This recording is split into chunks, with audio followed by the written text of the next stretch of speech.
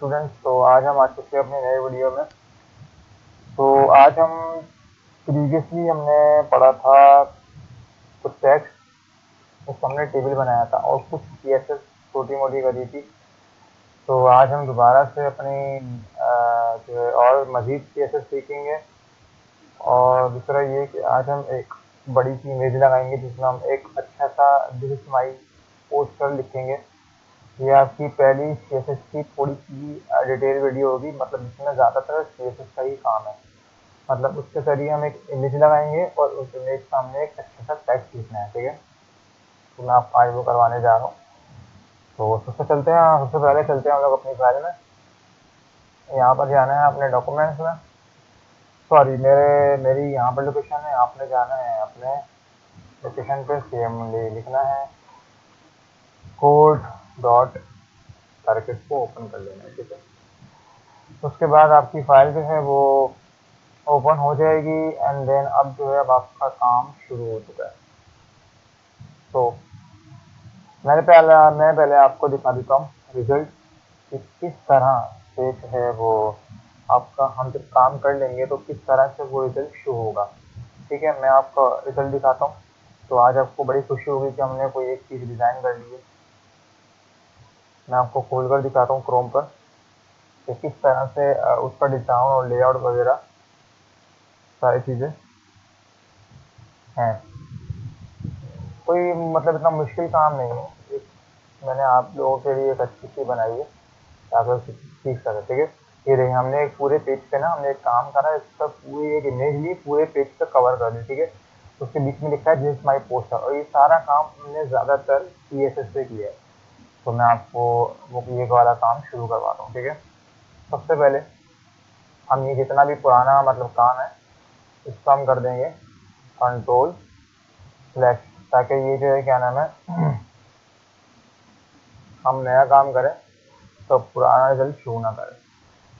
तो सबसे पहले जो है आपने सीएसएस लिखनी है एंड देन उसके बाद पहले मैं आपको एक काम करते हैं, पहले हम लिखते हैं HTML, ठीक है। उसके बाद मैं आपको सीएसएस का काम करवाऊंगा। अच्छा, सबसे पहले आप लेना है div। अच्छा, HTML में मैंने आपको div नहीं पढ़ाया था। div जो है एक टैग होता है। अच्छा, div टैग ये काम करता है कि आप कोई भी काम जब HTML में कोई बॉक्स वगैरह बनाते हैं या कोई चीज, मिसाल के तौर पर div जो है ना वो आपका जिस तरह का बॉक्स है, आप उसके अंदर सामान रख रहे हैं, ठीक है, और उसको डिजाइन कर रहे हैं। मिसाल के तौर पर मैंने एक ड्रॉज लिया, ठीक है। मैंने ड्रॉज में अपनी कुछ बुक्स वगैरह रख दी, ठीक है। अच्छा, अब मैं जो आर्ट वगैरह करते हैं, अगर मुझे शौक है कि मैं उस जो जो ड्रॉज है उसको मैं क्या नाम है जो बाहर से उसकी जो वुड है उस पर मैं कुछ डिजाइनिंग वगैरह कर दूं, आर्ट कर दूं, ठीक है। तो सामान अंदर रखा हुआ है और उसका जो डिजाइन है उसकी जो वुड है दराज के बाहर सारा मैंने आर्ट कर दिया। तो डिजाइन कहाँ पर हुआ है, डिजाइन आपका हुआ है वो दराज के ऊपर हुआ है, लेकिन अंदर आपका क्या रखा हुआ है, तमाम सामान जो आपने स्टोर करवाया, ठीक है। तो इसी तरह जो डिव है, डिव के अंदर आप सामान स्टोर करवा रहे हैं और उसको डिजाइन कर रहे हैं, ठीक है। डिप का मतलब होता है आप कोई भी चीज के अंदर रख रहे हैं, ठीक है। हमने एक डिप का टैग लिया है, उसके बाद हम डिप के टैग से पहले ये जो टैग नजर आ रहा है आपको, यहाँ पर आपने सेंटर में आना है और सेंटर में आपने यहाँ पे लिखना है क्लास। आपने यहाँ पर देनी है क्लास, ठीक है। क्लास देने के बाद आपने कुछ भी नाम दे देना है, क्लास 1, आपने कोई भी नाम दे देना है ताकि आप इसको कॉल करवा सकें सीएसएस के अंदर और इसको डिजाइन कर सकें, ठीक है। उसके बाद मैंने बीच में लिखा दिस इज माई पोस्टर, ये वही टेक्स्ट है जो मैंने आपको शुरू में दिखाया था, इमेज के ऊपर लिखा हुआ था, ठीक है। अब मैंने क्या करा आपको बता देता हूँ। दिस का टैग मैंने लिया, उसके टैग इस वाले जो हमने शुरू का टैग होता है उसके अंदर हमने ली क्लास। ये क्लास इसलिए रहते हैं कि अगर हम कोई चीज बना रहे हैं उस चीज उस जो मतलब जैसे मैंने डिप के अंदर एक क्लास रखी है, अभी तो मैंने डिप के अंदर बताया क्या रखा है, डिप के अंदर बताया क्या रखा है, टैक्स रखा है ना। तो डिप के अंदर मेरा एक टैक्स रखा हुआ है, उस टैक्स को मैंने क्लास दे दी क्लास 1, ठीक है। कोई भी चीज को क्लास देना होता है ताकि हम सीएसएस में उसको कॉल करा सकें एंड देन उसको डिजाइन कर सकें। मैं आपको बताऊंगा कि वो किस तरह से अब काम करेगा, अभी पता चलने वाला है। अच्छा, उसके बाद इसी डिप को, ये जो मेरा डिप है, ये मैंने एक और डिप बनाया। सही है। उसके बाद मैंने डिप को बनाया, ठीक है। इसके अंदर मैंने लगाया स्टाइल, ठीक है। मैंने लगाया स्टाइल और मैंने उसके अंदर दे दिया हाइट, ठीक है। मैंने हाइट दी है और हाइट कितनी दी है, 200 px, ठीक है। उसको कर देंगे हम कंट्रोल एक्स। अब देखते हैं इससे कुछ हो रहा है या नहीं हो रहा, हम चेक करते हैं। अभी तो कुछ भी नहीं हो रहा क्योंकि हमने डिजाइन ही नहीं करा। अच्छा, अब मैं आपको बता देता हूँ, दोनों दोबारा से रिपीट करवा देता हूँ ताकि आपको समझ में आ जाए, ठीक है। सबसे पहले हमने एक डिव बनाया और उसके अंदर हमने रखा एक टैग जो इमेज के टॉप पर नजर आएगा। समझ में आ गई बात। उसके बाद मैंने इस टैग के अंदर, मतलब डिव के पहले टैग के जो आपको जो ग्रेटर देन का साइन नजर आ रहा है, उसके इससे पहले ये जो साइन है छोटा सा, इस टैग का एंड जो हो रहा है, इससे पहले आपने अपना कर्सर लाना है और बीच में लिखना है क्लास। क्लास लिखना है और क्लास का नाम क्या देना है, क्लास वन। कोई सा भी नाम दे सकते हैं, आपकी मर्जी, आप कुछ भी दे दें अपनी पहचान के लिए, जो आपको इजी लगे आप कॉल करवा सकते हैं, ठीक है। मैंने क्लास वन नाम दे दिया। मैंने डिव लगाया है और डिव के अंदर स्टाइल टैग लगाया। ये भी एक इंटरनल सीएसएस कहलाती है, मतलब हम जो है डिव के अंदर थोड़ी सी सीएसएस कर रहे हैं, थोड़ा सा इसको डिजाइन कर रहे हैं। मैंने क्या बोला कि मैंने दूसरा डिप लगाया है और उसके अंदर जो है मैंने हाइट रख दी है उसकी 200 पिक्सल, मतलब उसकी लंबाई मैंने 200 px रख दी, ठीक है। अच्छा, अब मैं करने जा रहा हूँ सीएसएस। अब आप आहिस्ता आहिस्ता देखते रहेगा क्या बनते जा रहा है, ठीक है। अभी मैंने दो डिप रखे हैं और एक डिप के अंदर अपना टेक्स्ट रखा है और दूसरे डिप के अंदर मैंने इसको एक हाइट दी है, ठीक है। वो भी स्टाइल करके, ठीक है। अच्छा, अब हम सीएसएस करते हैं तो आपको याद होगा, हम जब सीएसएस करते हैं, ठीक है। अच्छा, यहाँ से हमारा काम शुरू होगा नया। हम जब सीएसएस करते हैं तो सीएसएस किन टैग के दरमियान होती है, हमेशा स्टाइल के टैग के दरमियान होती है। किसके दरमियान होती है, स्टाइल के टैग के दरमियान होती है, ठीक है। याद रखिएगा आप। तो मैं सबसे पहले लगाऊंगा स्टाइल का टैग। स्टाइल का टैग खुल गया। अब हम जो भी काम करेंगे वो इसमें करेंगे, सही है। अच्छा, सबसे पहले हमने काम करना है बॉडी। बॉडी से मुराद ये जो आपका पूरा अभी ब्लैंक नजर आ रहा है, ये पूरा ब्लैंक बैकग्राउंड, पूरा एक पेज, ये जो आपका पेज है ये ब्लैंक नजर आ रहा है, इसको डिजाइन करना है। अगर हम पूरे पेज को एक साथ डिजाइन करना चाहते हैं तो हमें बॉडी का टैग लगाकर शुरू करना होगा। मतलब बॉडी से मुराद ये हो जाएगा कि आपकी ये पूरी बॉडी हो गई और हम इसको डिजाइन कर रहे हैं, मतलब ये पूरी बॉडी हो गई, हम इसको डिजाइन कर रहे हैं। हम क्या लिखेंगे, हम जिस पे काम कर रहे हैं वही लिखते हैं। हम लिखेंगे बॉडी, ठीक है, कर्ली ब्रैकेट लगाया। सबसे पहले हम देंगे इसको बैकग्राउंड इमेज। बैकग्राउंड इमेज देने से क्या होगा, बैकग्राउंड इमेज देने से ये होगा कि अगर हम बैकग्राउंड इमेज के अंदर कोई लिंक दे देते हैं, मतलब कोई इमेज का नाम बता देते हैं कि इस, मतलब बैकग्राउंड इमेज, आपको समझ में आ रहा होगा कि हम बैकग्राउंड में इमेज फिक्स कर रहे हैं, ठीक है। तो हम इमेज देने वाले हैं उस बॉडी को, पेज को अपने। तो सबसे पहला काम ये होता है, अगर आपने इमेज लगानी है बैकग्राउंड में, ठीक है, पूरे बॉडी में, पूरे पेज में, सही है, तो आपको पहले लिखना पड़ेगा यूआरएल, ठीक है। यूआरएल लिखना पड़ेगा और हमारे पास एक इमेज है ये वाली, इसका नाम क्या है, ये मैं स्टॉप कर देता हूँ आपको सही से नजर आए। इसका नाम क्या है, 4.jpg। 4.jpg, ठीक है। आपने कोई भी इमेज डाउनलोड कर लेनी है और आपको ड्रैग करके, चले मैं आपको एक काम करता हूँ, दूसरी इमेज पे काम करवाता हूँ, ठीक है। अच्छा, तो ये इमेजेस आ गया, इमेजेस 4K डाउनलोड, ठीक है। अच्छा, तो मैं यहाँ से कोई भी पिक्सेल्स एक अच्छी वेबसाइट है, आप उसको डालिएगा, ठीक है। मैं एक काम करता हूँ, ये जो हमारे पास ये वाली आ रही है ना, काम चले गई ये वाली, इसको हम कर लेते हैं डाउनलोड, ठीक है। हम इसको कर लेते हैं डाउनलोड। सॉरी, ये वाली इमेज डाउनलोड नहीं होगी, हो सकता है कुछ जो है वो किसी और फाइल स्ट्रक्चर में होती है तो वो डाउनलोड नहीं होती, तो आप जरा देख लेगा। हम करते हैं ये वाली, ठीक है। हम करते हैं डाउनलोड विथ, इससे ये वाली भी नहीं होगी तो दूसरी देखते हैं कोई, ये वाली करते हैं, ये वाली हो रही है,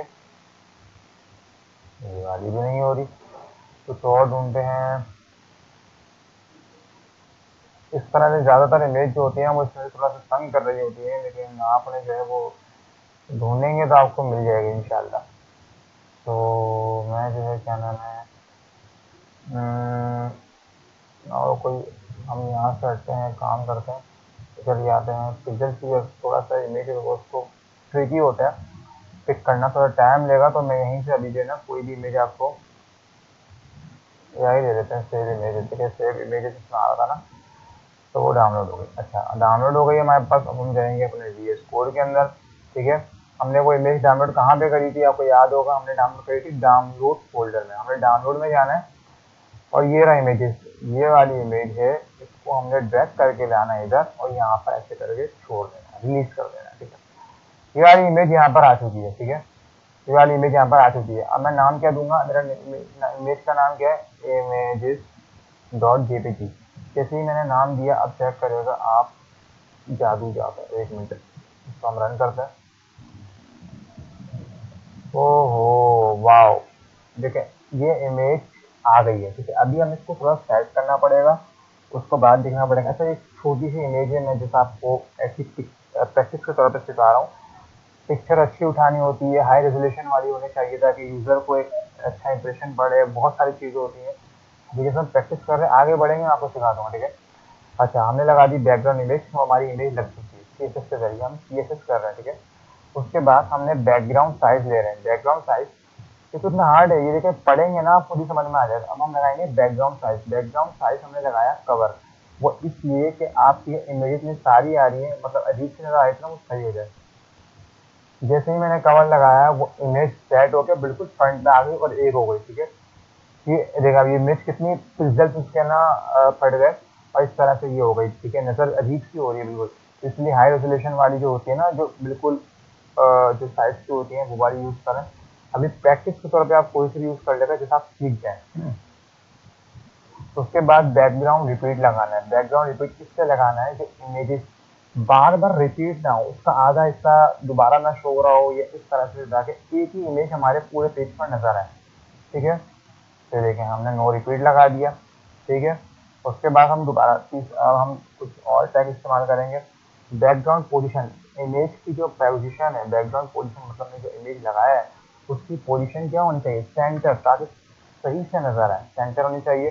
ठीक है, मैं आपको बार बार देखें, हमने जैसे ही सेंटर करा तो थोड़ी सी सेंटर हो गई, लेकिन यहाँ से कट हो रही है। अभी हम आहिस्ता आहिस्ता करेंगे तो ये सेट हो जाएगी। ठीक है, उसके बाद हमने लेना है margin zero.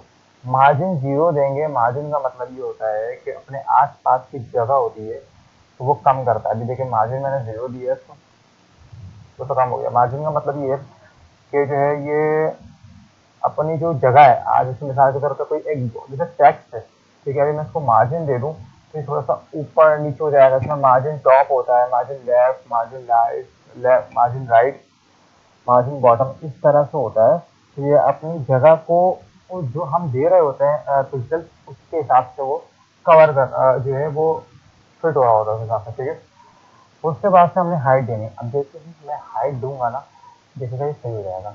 100, 100, sorry 100 view V H दे देते हैं। ठीक है, पिक्सल में नहीं दिया, हमने दिया वी एच में। ठीक है, अच्छा अब मैं आपको दिखाता हूँ कि देखें इमेज पूरी सेट हो गई। हमने पूरी इमेज को पूरे पेज पर कवर कर दिया, पूरी इमेज को पूरे पेज पर कवर कर दिया, सिवाय ये, क्योंकि ये जो व्यू, जो व्यू क्या कहते हैं इसको, हमने लगाया है हाइट के अंदर, हमने लगाया है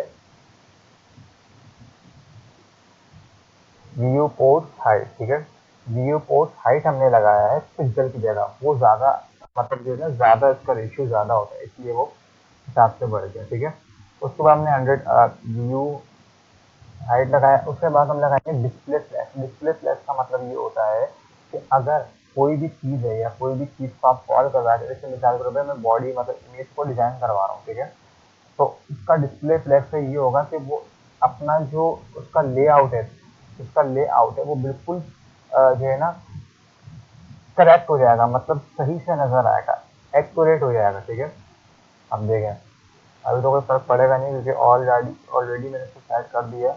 फिर भी हम लगाते हैं डिस्प्ले फ्लैश।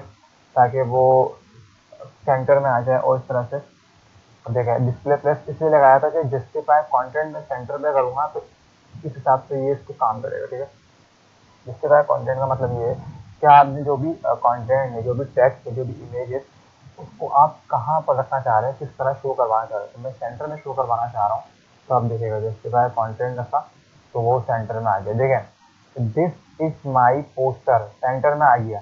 सही है, अभी सेंटर में नहीं था तो अब पूरी, अच्छा मैं अभी पूरी बॉडी पे काम कर रहा हूँ ना, तो पूरी बॉडी में जितनी भी चीज़ें आ रही है वो डिजाइन हो रही है, वो डिजाइन हो रही है ना। तो इस हिसाब से वो सेंटर में आ गया। ठीक है, और डिस्प्ले फ्लैश हो गया। अभी देखिए मैं डिस्प्ले फ्लैश अगर मैं हटा दूँ, डिस्प्ले फ्लैश में हटा दूँ, अब देखते हैं कैसा होता है। ठीक है, वो आपसे चलेगा, सही नज़र नहीं आ रहा। और जैसे ही मैं डिस्प्ले फ्लैश के साथ जिसके साथ कॉन्टेंट सेंटर यूज करूँगा तो वो अपनी जगह सेंटर वाली ले लेगा। ठीक है, अच्छा ये तो हमने हो गया बॉडी, हमने पूरा बॉडी में काम कर दिया, इमेज वगैरह लगा कर, टेक्स्ट वगैरह लगा। ठीक है, अब हम क्लास 1 को कॉल करवाने वाले हैं जो हमने यहाँ पर ले लिया। अच्छा, किसी भी चीज़ का आप नाम रखें तो उस चीज़ को CSS में कॉल करवाने के लिए आपको जो है वो डॉट मतलब जो भी नाम है उससे पहले डॉट लगाना होता है ताकि वो अच्छी तरीके से कॉल हो जाए, वरना वो कॉल नहीं होगा। ठीक है, डॉट क्लास 1 लिखा, वो कॉल हो गया। सबसे पहले मैं हाइट दूंगा, हाइट में दूंगा 200 pxt। ठीक है, अब हम कर रहे हैं डिव में काम, दिस इज माई पोस्टर का काम कर रहे हैं। देखिए इसका काम कर रहे हैं, देखें दिस माई पोस्टर सेंटर में आ गया। ठीक है, उसके बाद हमने इसको दी है हाइट 200 दी है। उसके बाद हम देंगे विद देंगे कितनी 500 x देंगे। ठीक है, अब चेक करते हैं क्या फ़र्क पड़ा है। देखिए थोड़ा सा ये इस तरह आ गया, मतलब विद और हाइट अपनी ले रहा है ये। ठीक है, अब आप सोचते होंगे कि ये मैं किस तरह एक्यूरेटली ले रहा हूँ। ठीक है, जब आपका हाथ सेट हो जाता है ना, आप प्रैक्टिस कर करके, तो आपके माइंड में ऑटोमेटिकली वो चीज़ें आ रही है। अलाइन आइटम्स देंगे, अलाइन आइटम्स का मतलब ये होता है कि आप उसकी अलाइनमेंट किस तरह रखना चाह रहे हैं, किस मतलब उसकी जो अलाइनमेंट है वो किस तरह से होगी। अभी मैंने यहाँ पे सेंटर उसमें रखा है तो देखिएगा